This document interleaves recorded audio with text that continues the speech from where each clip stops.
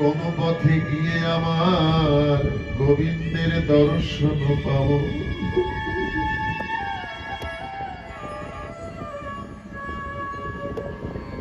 আমার ঠাকুর বলেছেন, যদি কেউ এক পদ আমার জন্য অগ্রসর হয়, আমি তার দিকে 100 পদ এগিয়ে আসি। যদি এক পাও যদি আমার দিকে কেউ এগিয়ে দেয়, আমি 100 পদ তার দিকে ছুটে যাই।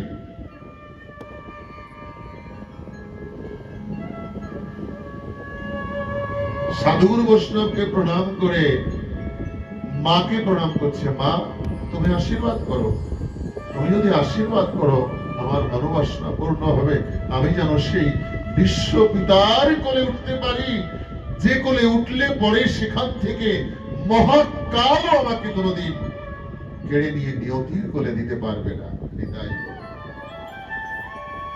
এই ধ্রুবর মৃত্যু হয়নি, সশরীরে ধ্রুব লোকে গেছে, মায়ের আশীর্বাদে সাধনায় চলে গেল। যেতে যেতে দেবর্ষি নারদের সঙ্গে দেখা।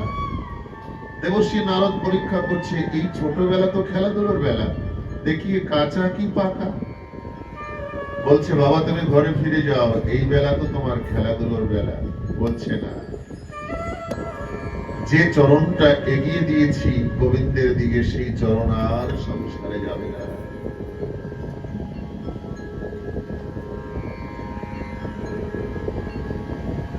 বলছে, তোমার কি নিশ্চিত আছে তুমি ঠাকুরকে পাবে?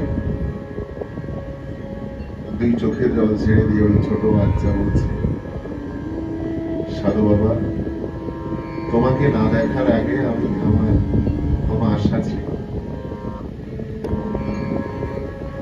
তোমাকে দর্শন করেছি, আমার মা বলে দিয়েছে চলার পথে, ভজনের পথে,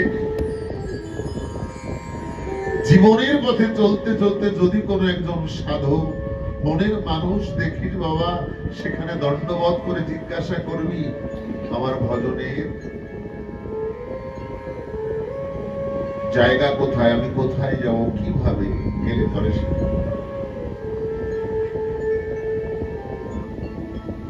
জীবনযাত্রার পথে প্রত্যেকটা মানুষ আমরা সদ্গুরুকে পেয়েছি, এই হচ্ছে সেই সদ্গুরু।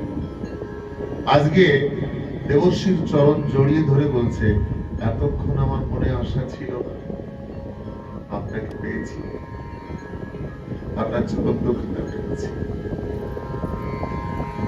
আমার মনে বিশ্বাস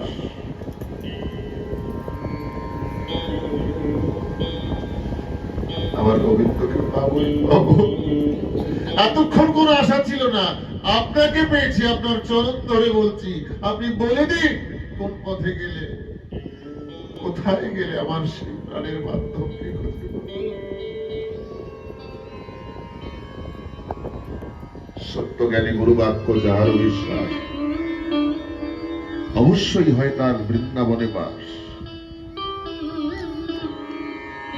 মহিমতি গুরু কৃষ্ণ একই করি জানো, গুরু আজ্ঞার হৃদয়েতে সত্য করি মানো। দেবর্ষি তৎকাল এমন উন্নত ভক্ত পেয়ে সঙ্গে সঙ্গে দ্বাদশ অক্ষর মন্ত্র ওম নমো ভগবতে বাসুদেবায় মন্ত্র দিয়ে দিলেন। শিষ্যত্ব বরণ করলেন ধ্রুব, প্রণাম করে বললেন আমি কোথায় যাব? বলল বৃন্দাবনে, যমুনার তীরে, মধুবনে গিয়ে ভজন